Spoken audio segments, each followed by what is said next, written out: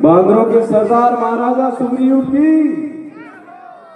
हे महाराज, आप तो आनंद राज का करते हैं, उन मित्रों की भी तो सुधी लो जो गिरी कुटिया में रहते हैं।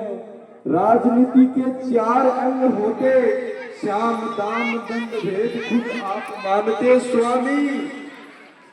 हे स्वामी, चारों में से राम जी ने 2 प्रत्यक्ष दिखाया है, श्याम दाम। हे सुग्रीव जी, श्याम ने आपसे मित्रता करी, दाम ने आपको बाली का राज दिया, तो दंड भेद भी दिखला सकते हैं। अचरज क्या इस बात का, वो रघुवंशी है। दंड देने के लिए, भेद के लिए उनके पास अंगद जी है। अतः अपना भी फर्ज निभा दे हम। वो हमें राज दिला चुके, सीता से उन्हें मिला दे हम। प्रभु सीता से उन्हें मिला दे हम। राजकाज में इतने मोह में मदमस्त ना हो प्रभु, भूलो नहीं अपने उन गरीब मित्रों को, भूलो नहीं, वो झोपड़ियों में रह रहे हैं। हे महाराज, उनकी वजह से आपको राज मिला है और आप उनको ही भूल रहे हो। माँ के तुम्हारा हूँ, सोते को जगा रहे हो तुम। हे बजरंगी, संपत्ति प्रतिष्ठा प्राणों की हरमत बचा रहे हो तुम। अब मैं उनको मुंह कैसे दिखलाऊंगा, अब वहां रहा न मान मेरा। इस राज में तुमकी ज्वाला ने कर डाला ज्ञान भस्म मेरा। वे शरणागत वत्सल हैं, पर ये भी सच है रघुवंशी है। अपनाए तो पानी से और बिगड़े तो सूरज वंशी है। हे हनुमत, तुम्हारा कहना सही है। मित्रता का धर्म दोनों तरफ से निभाया जाता है। प्रभु श्री राम ने बाल्य का वध करके और मुझे किसकिंदा का राज छोड़कर अपने मित्रता का धर्म अदा किया। अब बारी हमारी आती है कि मां सीता की सुधि लाकर उनको प्रभु श्री राम तक पहुंचाएं। किंतु इस राजपाट के पद में पढ़कर मैं अपने कर्तव्य से विमुख हो गया और मित्र होने के नाते एक मित्र का जो धर्म होता है उसको भी मैं भूल गया। हे हनुमत, अब तो मुझे श्री राम के पास जाने में भी शर्म आती है। किंतु मैं जानता हूँ वो मर्यादा पुरुषोत्तम है, भक्त वत्सल है। मैं जाकर अपने इस भूल के लिए उनसे क्षमा मांगूंगा तो वो जरूर मुझे क्षमा करेंगे। हे हनुमत, आप हमारी पूरी की पूरी सेना को एकत्रित कीजिए और सारी सेना को ये आदेश दे दीजिए कि वो अपने अपने इलाकों से सीधे ऋषिमुख पर्वत पर पहुंचे और वहीं जाकर हमसे भेंट करें और आगे की जो भी रणनीति होगी, कूटनीति होगी, श्री राम से मिलने के बाद ही तय करेंगे।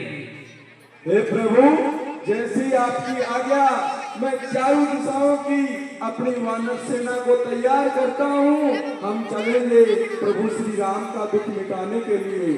बांद्रे के राजा महाराज सुग्रीव की जरूर जरूर। अब हमें बिल्कुल भी विलंब किए बिना वहां पर चलना चाहिए और श्री राम से मिलकर हम आगे की रणनीति तय करेंगे।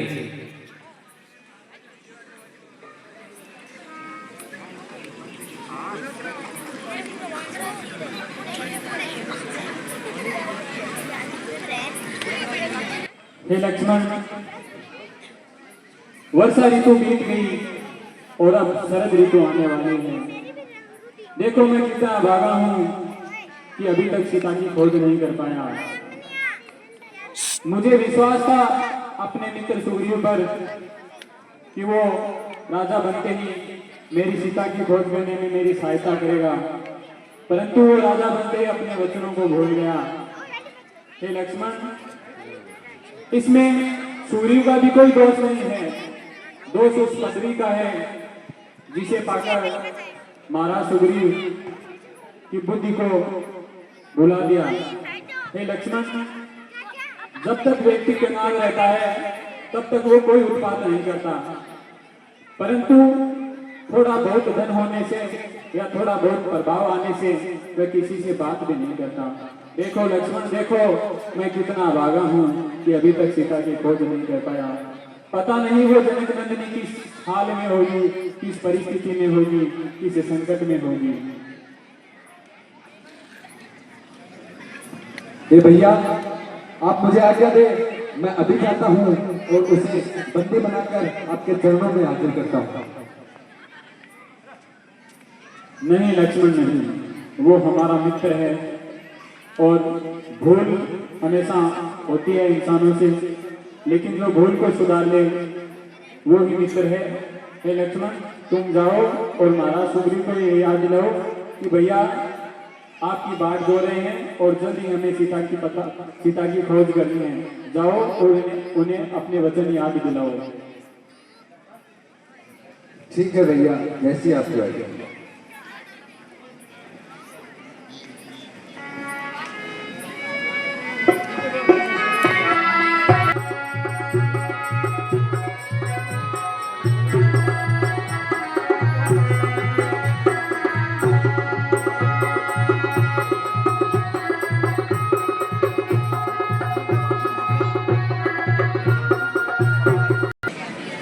आइए भैया लक्ष्मण, आइए। वाह वानरराज, वाह! राजकाज और ऐश्वर्य क्या मिला, अपने मित्र को दिया हुआ वचन भी भूल गए। हे वानरराज, आप तो आज इन महलों में ऐश्वर्य का आनंद ले रहे हैं, पर मेरे भैया श्री राम माता जानकी की खोज में आज भी वनों में दर दर भटक रहे हैं।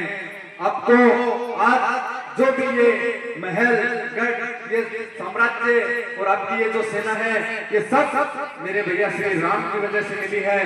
और आज जब आपको ये ऐश्वर्य मिला, ये साम्राज्य मिला, तो आप मेरे भैया को दिए हुआ वचन भी भूल गए। वाह वानरराज, वाह!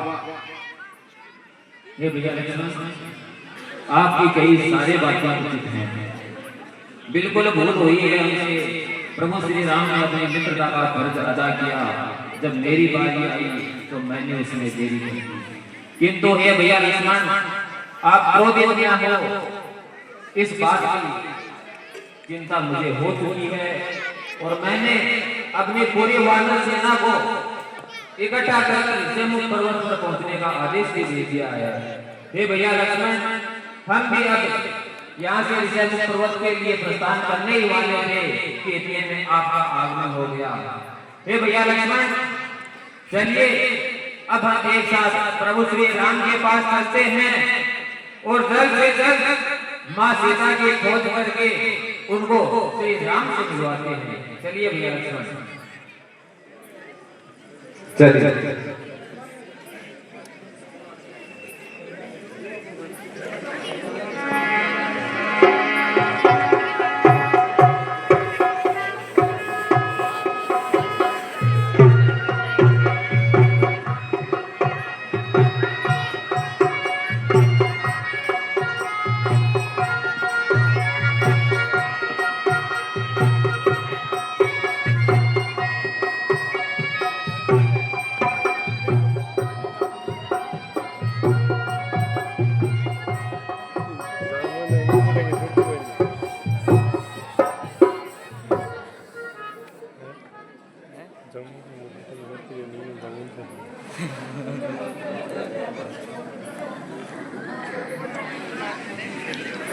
प्रभु श्री राम को सुग्रीव का प्रणाम।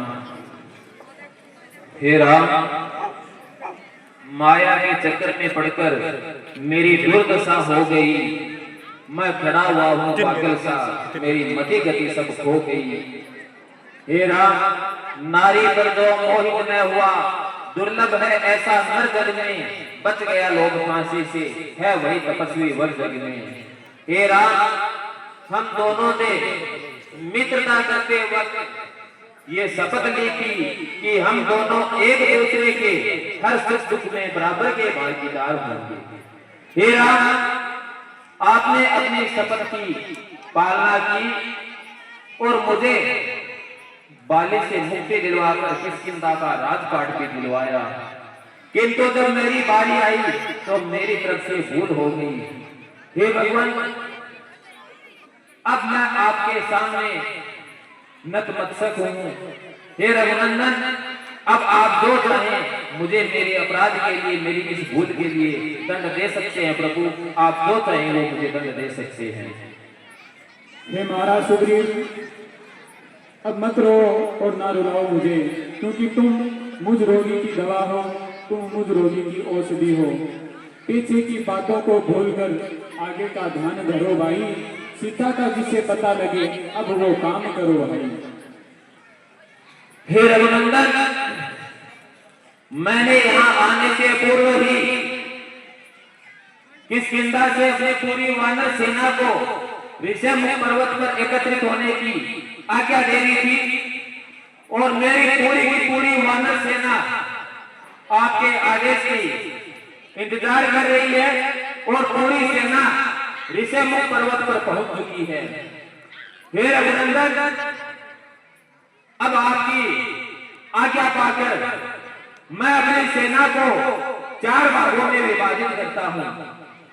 उत्तर, दक्षिण, पूर्व और पश्चिम के लिए मैं अपनी पूरी सेना को 4 भागों में विभाजित करके चारों दिशाओं में मां सीता की स्तुति पाने के लिए अपनी सेना को आपकी आज्ञा पाकर रवाना करूंगा। हे भगवान, तीनों दिशाओं की जो सेना है वो अपनी टुकड़ी लेकर निकल चुकी है। जो दक्षिण दिशा की तरफ हमारी सेना जाएगी, उस सेना में प्रभु नल, नील, हनुमान, अंगद और दामंती जैसे वीर योद्धा उस दल के नायक होंगे और युवराज अंगद उस दल का दल नायक होगा। हे वीरों, अब मैं तुमसे कहता हूं कि जिस तरह भगवान श्री राम ने हमसे मित्रता करके वानरों पर यह उपकार किया, आज एक मित्र होने के नाते हमारा कर्तव्य बनता है कि मां सीता की खोज करके मां सीता को प्रभु श्री राम से मिलवाए। और हे वानरों, अगर इस कार्य के लिए हमें अपने प्राणों का भी त्याग करना पड़े तो कभी पीछे मत हटना। इस कार्य के लिए अगर हमें अपने प्राण दान करें तो मान लेना कि अपने लिए स्वर्ग का द्वार खुल गया, तो मान लेना अपने लिए स्वर्ग का द्वार खुल गया। हे दामोदर जी, हे हनुमत, आप सभी अपने दल को लेकर दक्षिण दिशा की तरफ रवाना हो और मुझे आस है कि आप मां सीता की खोज करके ही वापस लौटेंगे। तभी मैं ये कह पाऊंगा कि मैं श्री राम से मित्रता करते वक्त जो शपथ कहता हूं उसको मैंने पूरा किया, उसको मैंने पूरा किया।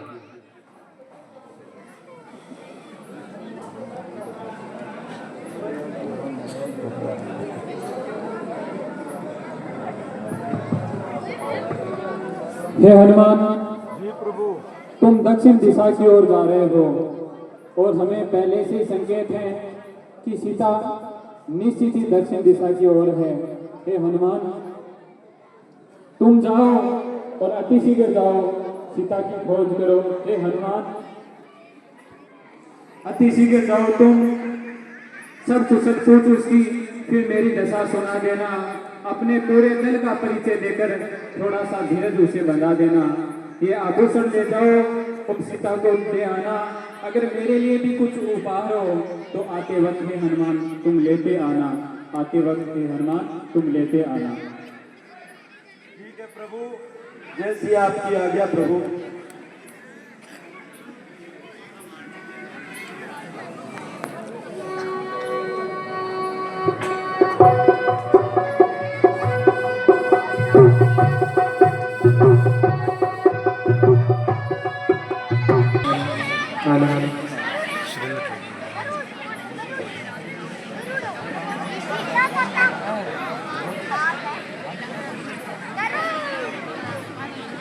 लगता है आज मेरे भोजन की व्यवस्था हो गई। जरूर कोई प्राणी मनुष्य जीव जंतु यहाँ पर आया है और मुझे आज मेरा भोजन मिला। अरे ये क्या, ये तो पूरा का पूरा समूह है बैठा है यहाँ पर। लगता है प्रभु ने कई महीनों का भोजन मुझे एक साथ ही दे दिया। इन सबको मारकर अपनी कंदरा में रखूंगा और महीनों तक भोजन करूंगा। आपको आप अपना परिचय बताइए। अरे मैं गीतराज संपाति हूँ और यहीं पर रहता हूँ और तुम जैसों को अपना भोजन बनाता हूँ। हम वानरों के राजा सुग्रीव के दल से ये हनुमान जी है, मेरा नील है और माता सीता की खोज के अंदर आए हैं। आपने सीता जी को देखा? मैंने किसी को नहीं देखा। मैं तो आज अपना भोजन करूंगा, तुम सब लोगों का भोजन बनाऊंगा। हम तो माता सीता की खोज में आए हैं। अरे संपत्ति, आपका भाई जटायु है, उसने माता सीता की रक्षा करते हुए प्राण त्याग दिए थे। उसी ने हमारे को बताया है कि रावण ले गया है। क्या माता सीता जटायु ने हाँ, जटायु प्राण त्याग दिए? माता सीता की रक्षा करते हुए। अरे वो तो मेरा छोटा भाई था और माँ सीता के लिए उन्होंने अपने प्राण की आहुति दे दी।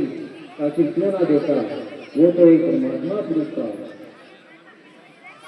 वो तो बचपन से ही बड़ा ही धर्मी था, लेकिन मैं हमेशा अपनी इन ताकतों के मध्य में दूर रहता था और अहंकार से जुड़ा हुआ था। बचपन में इस बात को लेकर हम दोनों में होड़ लगी कि हम दोनों में कौन ज्यादा ताकतवर है। तो हम दोनों में जो श्रेष्ठ है इसको सिद्ध करने के लिए ये होड़ लगाई कि जो सूर्य के पहले परिक्रमा देकर आएगा वही श्रेष्ठ होगा। जैसे ही हम सूर्य के निकट पहुंचे तो जटायु तो एक परमात्मा था, तो धर्मदेव ने आकर उसके ऊपर अपनी छाया कर दी और उसको सूर्य का ताप महसूस नहीं हुआ, किंतु मैं अहंकार में चूर था और मेरे पंख सूर्य के ताप से जल गए। तब से लेकर आज तक मैं इसी कमरा में रहता हूँ और आने जाने वालों का मार्ग रखा जाता हूँ। संपादक जी, आप यहाँ पर रहते हो, आप समुद्र के किनारे रहते हो, तो आपको यहाँ से देखा जाता ले जाते माता सीता को।